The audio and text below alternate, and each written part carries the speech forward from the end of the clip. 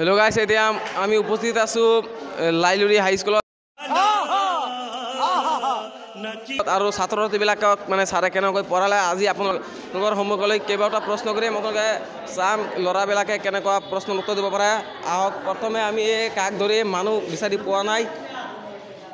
আহক, ইয়াত কি খেলি আছে আপোনালোকে চাওক। ইয়াত মানে বৰ্তমান স্বাধীনতা দিৱস পালন কৰা নাই। ইয়াত মানে সকলোৱে মিলি পেলাই ফ্ৰী ফায়াৰ দিব আৰু ষ্টেটাছ দিব পালন কৰি আছে। আৰু ইতিমধ্যে আমি ইয়াক এটা পাইছোঁ। এইটো কম ভাৰতৰ কেতিয়া স্বাধীন হৈছিল? 1947 চনত। কিমান তাৰিখে? 15 আগষ্ট। এইটো পালে আৰু চাম মানে 10টাক আজি প্ৰশ্ন কৰিম।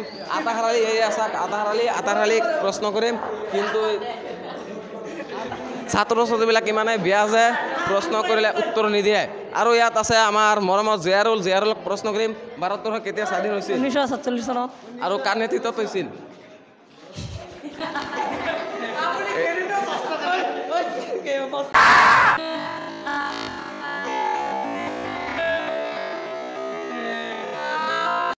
আৰু কেইবাটা প্ৰশ্ন কৰিবলৈ বাকী ৰ'ল।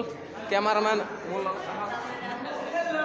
চাওক, মহিদুল মানে তেওঁৰ এটা ইউটিউব চেনেল আছে। ইউটিউব চেনেল গৰাকীক সুধি লওঁ, ভাৰতৰ কেতিয়া স্বাধীন হৈছিল? ক'লৈ নোৱাৰিব।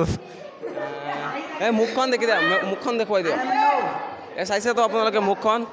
আৰু আমাৰ এজন মানে ডাঙৰ বয়োজ্যেষ্ঠ মুৰব্বীক আমি এতিয়া প্ৰশ্ন কৰিম।